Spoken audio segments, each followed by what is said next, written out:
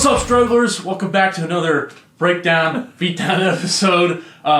Comic King Emeritus is back joining me this time around. That's right. In honor of the Big Blue Boy Scout, we thought we'd cover a Superman story, but this time, be a shorter episode, single issue, Action Comics 775 by Joe Kelly, also better known as What's So Funny About Truth, Justice, and the American Way.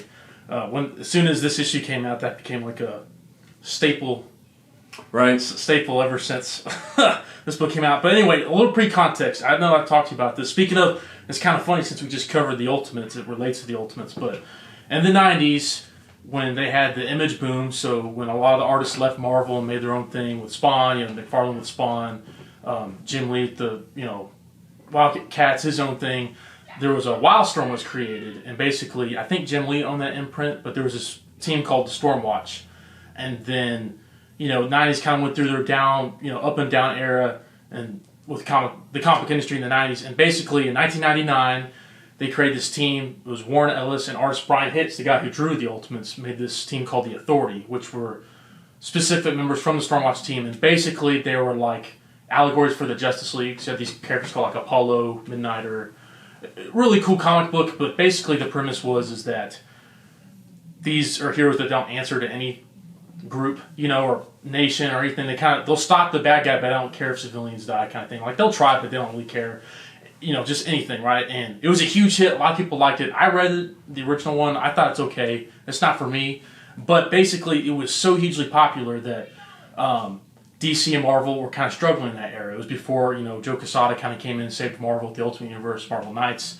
DC, just kind of got their heroes back not too long ago from like Death of Superman. A lot of that stuff. And this is the same kind of theme as Kingdom Come. So when Mark Waid did Kingdom Come, he was an allegory for the comic book industry at the time. It's like, y'all want all these cool, pouch guns killing superheroes like the Punisher and stuff, but like the thing is at the end of the day, that's never sustainable, and everyone eventually revolts back to the classic, right. The guys wearing the tights. So this is the same thing. So Joe Kelly really hated that, and it's crazy because this is actually post 9/11, but only by a few months. This is March 2001. And it's kind of crazy the stuff they talk about this because of what happens, a few months later. But basically, he wanted to make a response to the Authority with how popular that is and tell basically general audience, just like, you can like that, but at the end of the day, that's not what you should aspire to. Those aren't the heroes you should aspire to be. You should aspire to be like, because Superman, he's like. So this is after 9/11? Before March. This is right before. Yeah. Right, March. And so, he did this one-shot issue. Basically, he creates this team called the Elite, and it's basically allegories of the Authority.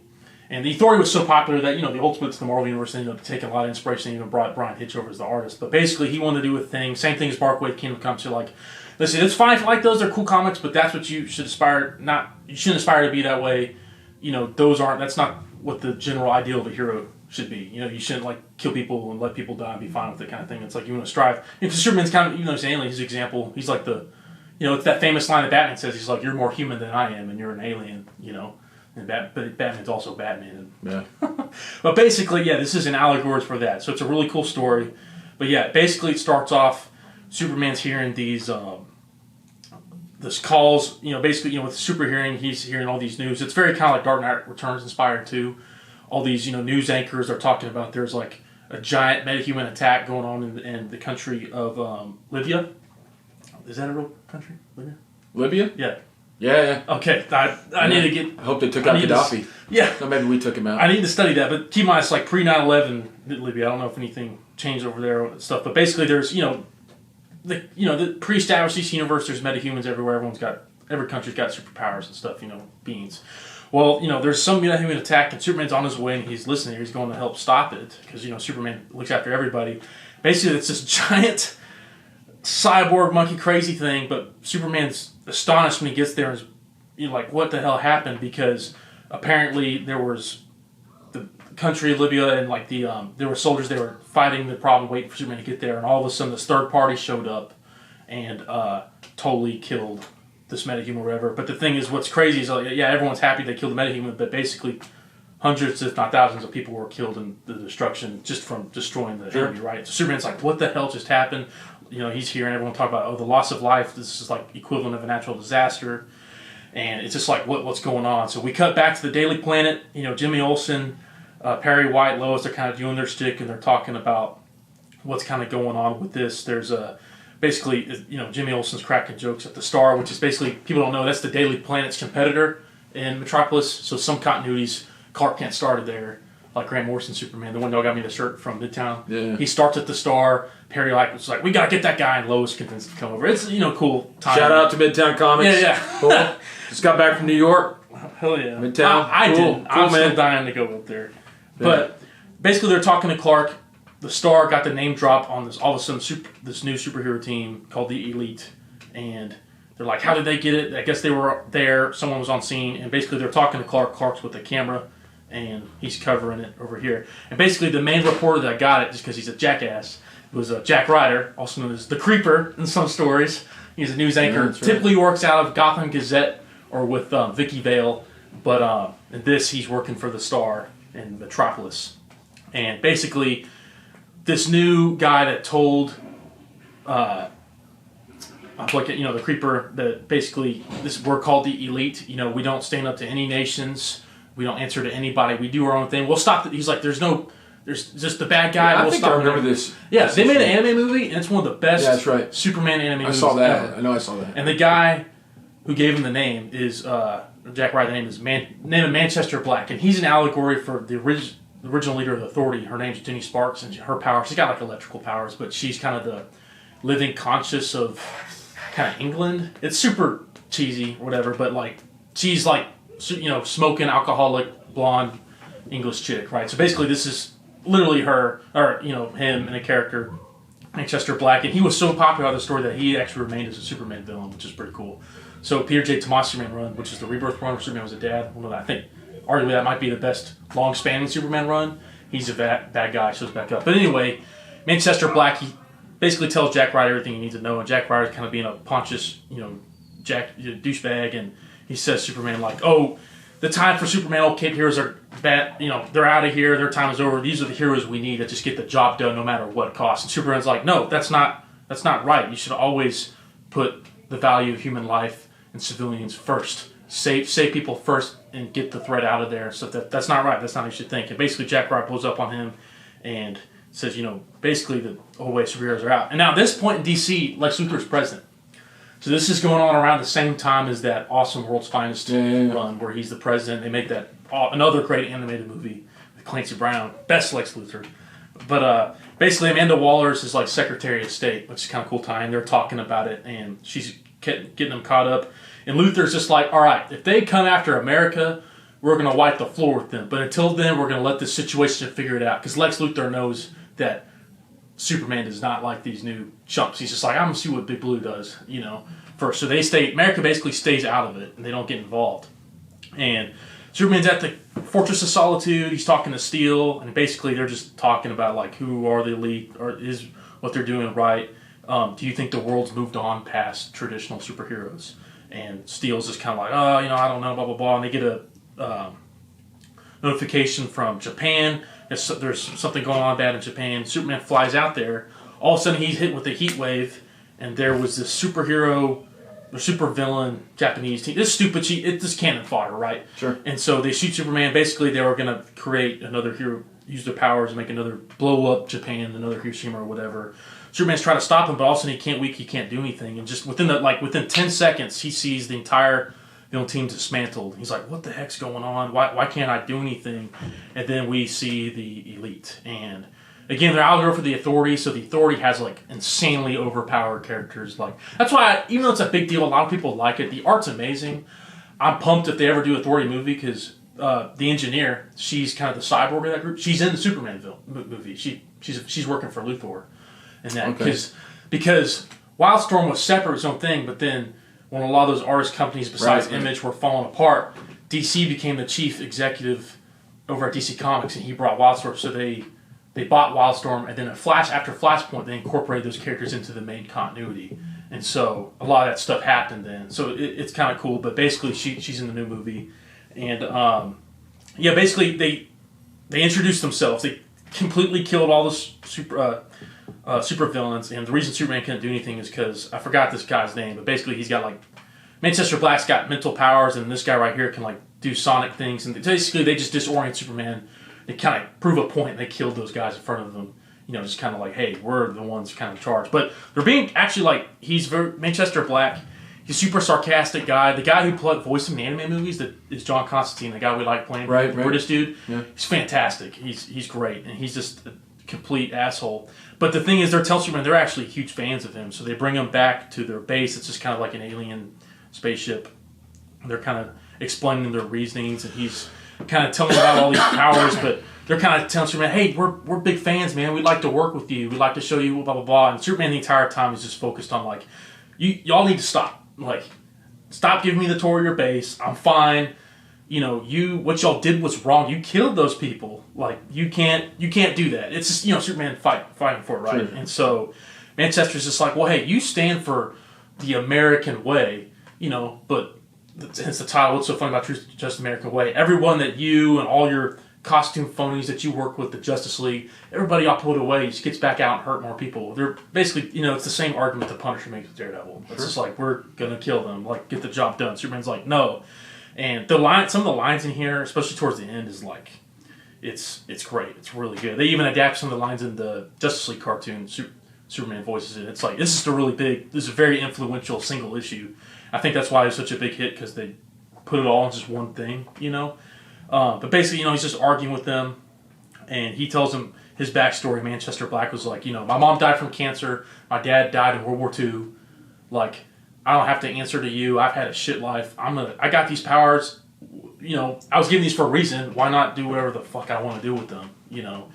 So they, they obviously don't stand on the same ground. They teleport Superman out of there so he can't get back. And basically, I really like this next scene. Superman goes to, both his parents are still alive in this continuity, and he goes and talks to them. I feel like those are some of the best Superman stories. Every single one of them. I happen to be very fond of the fact that the Superman that I originally grew up with, obviously Dad was gone, right? Mm-hmm. But when the burn run, and then having all the triangle stuff, as I mentioned to you, goes around a lot period of time. Yeah. I liked having that. The parent piece was something new. It's like the change of, hey, in Ultimates, we're gonna keep Ultimate Spider-Man. We're gonna, keep Uncle Ben around a little longer, or we're gonna have this younger period of time explore. It's the same thing. It's a different relationship. They're much more involved. Yeah, that I think that they've had. So I think it's real important. You get much more of the formative stuff. You know what's funny is, like, some of my favorite moments in almost every single movie, TV show, comics, any Superman story is like when he goes to talk to his parents for advice. No, it makes sense and humanizes him, right? And then, I always thought in the original movie, where he's frustrated and he kicks the football and then races, the car of the train, Lana Lane, and races the train and all that, and gets back to the farmhouse. There's a whole.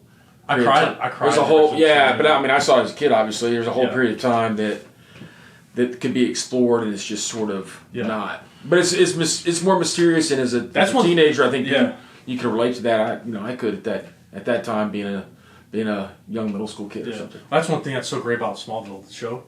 Oh, awesome! Yeah, I love Smallville. There's some of the Tom Welling, the man. The Lex Luthor, the new one, Nick Holt, Gunn inspired, like, because Gunn's really one of his best friends is the guy who plays Luthor in the Smallville show, and I'm forgetting his name, but he voiced Wally West in Justice League. I know. He's my favorite Flash. Yeah, and he's good. Yeah, and he's great Luthor, but a lot of the stuff in the new movie, he hasn't seen it. I saw it early. I'm not. But Lex is very much like that show. But that's some of my favorite is when he just goes to talk to his parents, because that's one thing, like, Batman mentions Zed Meyer and all these heroes that, like, he's amongst a lot of people who sing is like he's the biggest superhero in the entire DC universe. He's like a god amongst men sometimes. That's one thing that, despite if you dislike those movies or like them, doesn't matter. That's one thing I really like about the Snyder stuff, is that, like, everyone else sees him as a god, and one of my favorite scenes, I think, might be the best scene in BVS, is like he just calls his mom. It's like, I don't know what to do. Yeah. I find it so relatable. We've all been there, yeah. But basically, he's talking to his dad, and he's just like, hey, is black right? The best way to fight demons is to become one, because it's fast, easy. Like, how can I measure up to that? Because people will get behind him. They'll be popular, Maybe not by the governments, but by the people living within the countries. And his dad's like, hey, man, if I know you, like, of course that's not right. And the thing is people at the end of the day know that's not right. If you just do the right thing and show them, blah, blah, blah. And there's a funny joke. He's like, and if he doesn't listen, just talk to him, get kind of ground zero with him. And if he doesn't listen, you can beat him. He's like, well, you can beat him, can't you? And Superman doesn't say anything because, they startled Superman earlier. And so it's just kind of a funny little joke that they play it. But then Superman's just kind of flying around. He's listening to everybody. And so far, everyone he's listening to is like on pro the elite, he's just like, what do I do, blah, blah, blah, blah, blah.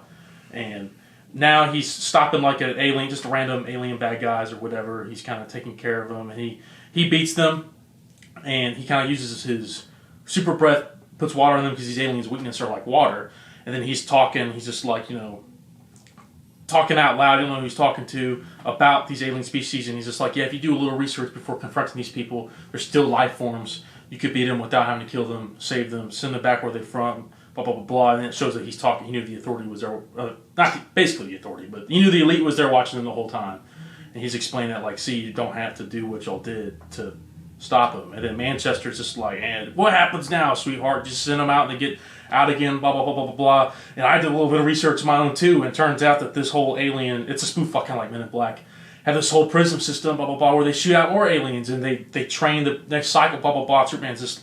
The point Superman tries to make is that Manchester mentions, what do you do? They'll just keep getting out again. Superman's like, then I'll stop them again and again and again if I have to until they get the message, and I'll do it without melting anyone into like slag for kicks or whatever, because they made a joke for melting these aliens. He's like, I'll keep doing it. He's like, if that's what it takes until they learn to stop, I'm going to keep doing it because that's the hero way.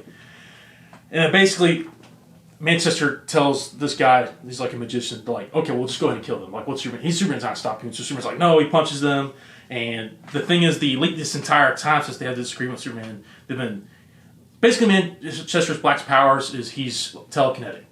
And so he's got this thing, he's kind of like Professor X a little bit. But he can't read your mind, but he could, like, punch you with his mind. So, like, it's like a force that's all of a sudden, like, he could, like, punch a hole in a mountain or throw you. It's just telekinesis, right? But really powerful. So he's been having these cameras on the whole time, kind of frames Superman in the public eye, that, because he punched him, just like, see, look, we try to do what y'all want. Superman stop us. He's clearly on the wrong side. Sure. Frame it. It's a typical thing. Sure. And my favorite scene in the entire book is him and Lois are laying in bed, and they're just kind of talking about it. And she asks him, like, okay, I'm not asking as a reporter or anything. I'm asking as, like, Mrs. Clark Kent, what are you going to do? Like, can't you get the JLA or the New Gods involved, like, come and help you or back you up? And he's just like, well, here's the thing.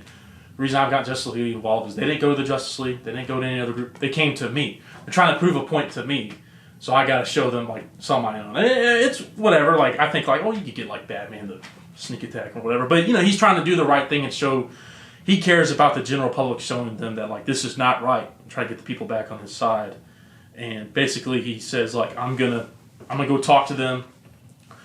Basically we're gonna do a demonstration in front of the whole world watching, and I'm gonna prove the point, proving that this is not okay. I'm gonna go talk to them. And so basically he leaves a note for Lois.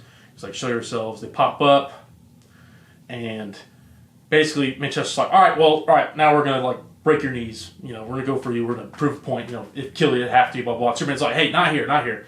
Like, can we please not do it here? Let's go somewhere secluded. And Manchester's like, oh, your last wish, brilliant. Not here. Then, though, we'll patch this game through to interested parties. He basically teleports them to another planet. He's just like, all right, well, since you humored us, I guess we'll humor you. So they get there, and again, he's got cameras that's connected to broadcasting the whole planet. Social media. Yeah. Yeah. And Superman's basically explaining, he's like, this is the last chance. I'm trying to show you that, I'm trying to reason with you that violence is not the way. And, I'm begging you even, like, I'm trying to help you. And he's like, we're done with you, dude. It's over. So they attack him. And basically, they are wiping the floor with him. They're throwing all these powers. And he's got the upper hand since he's got mental powers. They're basically just beating the crap out of him. Honestly, they're on one of, like, Jupiter's moons teleported there. Sure. And basically, he's playing mind games with them. And then this guy, he's kind of like got nuclear kind of just energy powers. And he just blows Superman up. And all that stuff is escape. Just kind of like Death of Superman. Actually kind of funny. He's just... It's kind of a fourth wall break. He's just like, how come there's always some shred of their undies still, like, survives the blast? Every time someone dies, there's always their cape flapping or some shit. He's just like, well, I'm going to go wipe my ass with it. And then all of a sudden, just in the air, this is also the best moment of the animated movie. They add a lot of stuff to the movie because this is only like 20, 30 pages, And that's great because they got the cast from the animated series to do the movie. It's really, I should rewatch it. But basically, all of a sudden, this voice out of thin air, it's obviously Superman, starts talking. He's like, I finally get it now. Like, thank you. I've made the mistake of treating you people like people, but now I understand better. I understand what you are. And they're kind of starting, like, it's kind of coming out of nowhere. It's like God's talking to them, like, what is going on? Like, blah, blah. So Superman's just, like, telling you, like, I'm going to get you now. And all of a sudden, the female chick with, like, the wings and the alien stuff, she just, like, explodes. And they're like, oh, my God, what's happening? It's like poison, blah, blah, blah. He's alive. He's out there, circle up. So, like, and they're like, she's not breathing. She's dead. And they start freaking out. So they go up. And all of a sudden, there's an explosion. Superman's doing, like, a twirly wind thing. He suffocates the magician guy. And Manchester Black's like, holy shit, like, he's going bananas. Like, what the hell's going on? This isn't you, Superman. You're not supposed to do this. All of a sudden, it looks like he killed the big guy. He's like, you killed my team. I'm going to liquefy you. And basically, Superman looks up and is just, like, all beat to shreds, looking like, every version of evil Superman that there is. Sure. And he's just like, how does it feel knowing that everything you thought you had has been taken away from you? How does it feel to have your flaws exploited, to be deconstructed? How does it feel to watch your dreams, like, die? And he's, like, freaking out. He's like, well, he's losing his cool. Or Manchester Black is Superman's just maintaining. He's like, I'm going to show you. And he starts throwing energy at him. And he's like, I'm going to, like, liquefy your brain and, like, basically, like, destroy you mentally. And Superman all of a sudden uses heat vision. He's like, you can't just heat vision my face. It'll be too fast. And all of a sudden, Manchester's powers just stop working. He's like, hey. He basically, Superman, he x-rayed him, and he found, just the moment he met him, he already knew. He's like, I would never do this, but y'all want to play dirty. I'm going to fight dirty. Basically, Manchester's powers work. He's got, like, a tumor in his brain that allows him to have these abilities. And Superman uses his x-ray vision and then dilates his heat vision and he lobotomizes him, like within his head. It's a tumor, yeah. Yeah, and it, like, scares the crap out of him. Manchester starts crying, like, what, you can't do that? Like, you're like Superman. Like, you're not supposed to do that. You can't do this.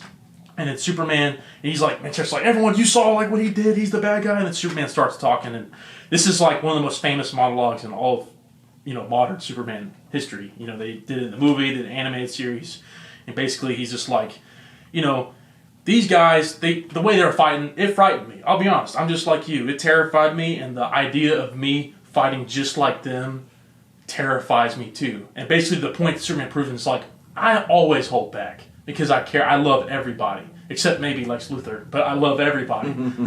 And he's just like, I tried to reason with y'all like people, and then y'all would not listen. And so I showed y'all what I would be like if I just let my true powers. You basically Invincibles, like Invincible, Omni-Man stuff. Sure. He's showing them, it's like, if I ever went true powers, if I had to, like, no one would stop me. Like, you're dead instantly. Right. But the thing is he's just like, that's what I would do, but I fight against that. I don't believe in that. And then he shows Manchester Black, he didn't kill anybody. He made it look like he was going so fast, moving so fast that, and sucking the air out, it made it look like he killed them. He's like, no, they're alive, they're fine over there. Also, I didn't destroy your powers. You still have your powers. I just put a temporary block. But by the time they come back, someone's going to have, power dampers on you. You won't be able to access that. You already be in prison, Basically, Superman makes the point. Here's the famous line. And so Manchester's like, so as long as my heart beats in my chest, I'll come after you. Cuss word. If you think this is over, you're living a bloody dream world. He's like, you know what, Black?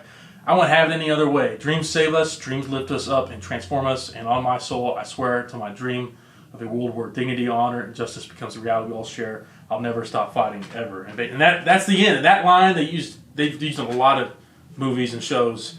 And I mean, that's it basically. It just shows Superman saying, like, hey, what y'all do is not right. Y'all shouldn't fight like that. I just proved the point. But the thing is, just because I can do it doesn't mean I will and should. And he's like, no matter what, y'all believe in putting the enemy in the ground first, but, like, I don't care how many times I have to beat them and show them that this isn't the right way. I'll do that till the day I die. And I don't know, just this single issue, man. It's like, that's it. It's over. It's like one of my favorite Superman. But definitely not top 5 because there's some bangers, but definitely top 10. But yeah, super short. I know it's a shorter episode, guys, but I want to talk about this because James Gunn, when they announced what the tone and theme for the new movie would be like, they didn't flat out directly mention this story, but they basically referenced, like, the theme and tone and message is that, like, well, Superman can't be like that. Because, I like the movies as like an Elseworld style, but you watch the Snyder movies and they're very much more, that just looks hardcore. You know, look at how they defeated Darkseid and stuff with the instant. Like they're willing to fight, you know. And I guess maybe it's not that Marvel characters like this, but you know, current MCU, there's been a lot of superhero content where it's like, you know, people killing, and it's just kind of like we need, you know, this is the kind of Superman story we need right now. Like tradition always, like his values will always work, triumph, even like in the darkest times. You know? Sure. But yeah, that's basically it. And this is Gunn said this is kind of inspiration. You know, with the Justice Gang, and it's kind of the same thing as Kingdom Come. There's a lot of, you know, corporate-owned superheroes, and they're willing to do whatever. Or even if they're not corporate-owned, they're like in Kingdom Come. There's some corporate, but a lot of them are just a bunch of random young people with powers, and they're just like they're fighting, trying to do the right thing. But if someone dies or gets in the way, they don't really care. And so, you know, this is kind of antithesis of that. But I think it nails the point. Just in a single issue, it just tells you. You know, 30 pages. That's what Superman is. Sure. You know, but well, that's a good issue. Yeah, I'd gotten back into Superman during John Byrne's short issue where they sort of reinvented him at 50 or whatever, way back, and then the whole '90s run, where all the books were interrelated. You know, they started with the actual Superman again. Yeah. There is. It's not a spoiler. There is a scene in this movie that is literally ripped out of the John Byrne. It's not the Man of Steel series. I liked all that. Yeah, Superman #2. Yeah. I liked all that stuff. And in the 90s, you know, it got a little weird. The writing started, you know, the writing changed, not to go into all that. And by this point, you know, It was back. They were still had the continuity between the books, but I wasn't reading as much of the newer stuff. But I think, you know, some things are always true. You know, Big Blue is the Boy Scout, right, or whatever. But people make fun of it old school. How's it? It is old school, but it is relatable. Yeah. And there has to be sort of a moral high ground that comes from a humble beginning, right? Mm-hmm. And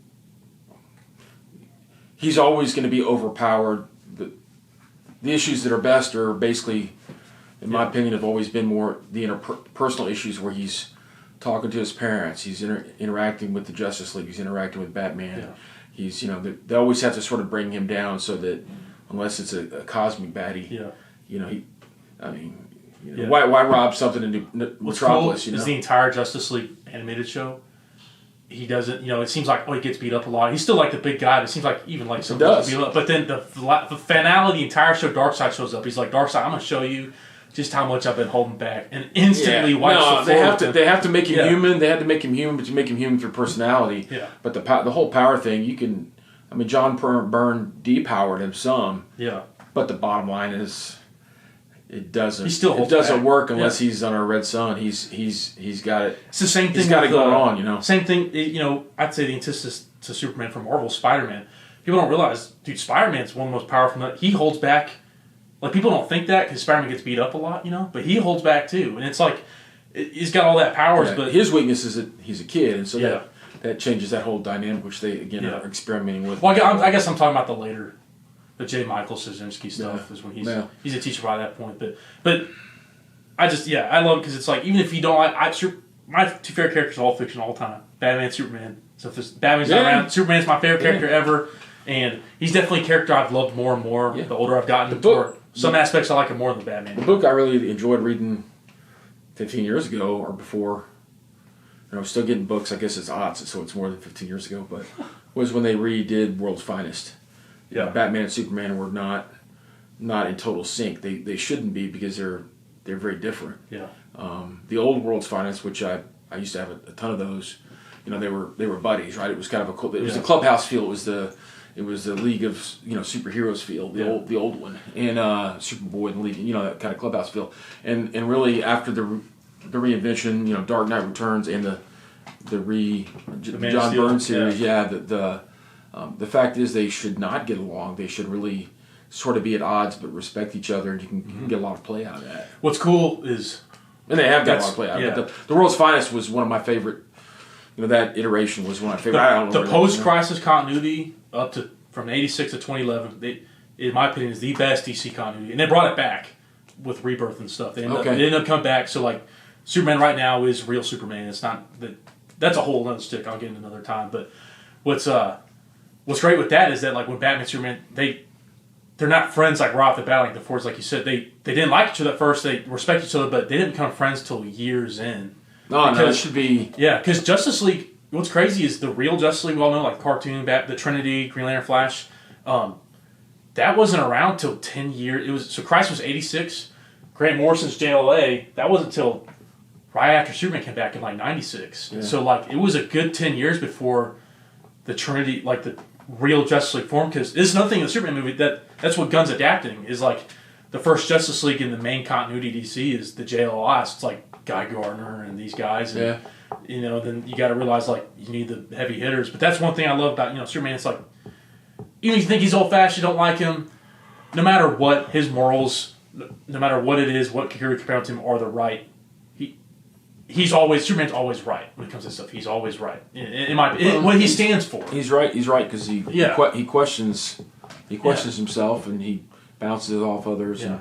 But he does try to do the right thing for everybody. It's also because he was raised by the Kents. Like, with some of the cool Elseworld stories is some of the stories where he wasn't. It's like he's a totally different guy. Yeah, okay. But that's also one last thing. It's like one of my favorite things from Tower of Babel when they adapted it in that one Justice League animated movie, Justice League Doom, where Batman made all the contingency plans for the League just in case they went rogue. And the Justice League, after they defeat the Legion of Doom, they have a meeting. They're like, okay, Batman, like, now that everyone's defeated, we need to talk about what happened because they took your contingencies and exploited us to kill. They took it up another level. And basically the entire League votes him out. And the one person who didn't want to vote him out was Superman. But they vote Batman out, Batman leaves. And in that animated movie continuity, that was the last Justice League movie before Dark Knight Returns. So they say it was, for the animated continuity before they did Dark Knight Returns adaptation, it was him leaving the League and then Jason dying and Under the Red Hood adaptation. But one of my favorite moments was that, like, Superman was asked him, like, you made all these contingencies for us, but you ever make a contingency for yourself? He's like, Superman, the contingency for myself was you. Like, if there's anyone that stopped me, it'd be you're my contingency. Yeah, I mean, because of what you stand for. Yeah, I've always seen it as they could play this out forever because they should, as long as the characters are around. But that these are the two guys that they're the only two that understand each other, but they're never going to be friends, and that's the way to keep it fresh. You know, neither one will kill certainly, but the whole piece of that. So for me, I know he's got to wrap this up, but I took a trip to Midtown Comics. You can even post a couple of those pictures. Had a great shout out to Midtown. Had a great life size Christopher Reeves, I think. He's looking out over Times Square. I don't know if I sent you that picture or not. I think you sent read that. No, it was a fun. Wasn't planning on going there, but I was close, and so went by the store. Lots of cool modern stuff. Some good Silver Age stuff. Yeah. Always want more Silver Age. I don't get to see it very much, so wish they had more. But that's the way it is, right? Yeah. And but it was fun seeing the comic book stuff and talking through this. Yeah. Thanks for being on. Yeah. I'll start episode, sure. But I want to do it because, hey, all right, strugglers, true believers, happy Superman Day, happy Superman Week. So I wanted to do this video. So go out and see it. It's really, really good. I'm seeing it again tonight. Yeah, Marlon and I are going. Y'all are going tonight? Yeah, we got tickets. Yeah. So hey, that leaves just you and Mom. Date night. See Superman and F1. Y'all got to see that. It's gonna go. My wife's gonna want to see Brad Pitt first. That's also really good. Check that out. But yeah, happy Superman Week, guys. Check this issue out. Since it's a very popular issue, they reprint just a single issue a lot. So if it's not the first print, they reprint it all the time. Okay. Especially they reprinted a bunch of Superman editions for the new movie. So definitely check it out. It's Action Comics 775. But yeah, strugglers, thanks for watching, true believers. Don't forget to like, subscribe, keep reading it. Get the pump out.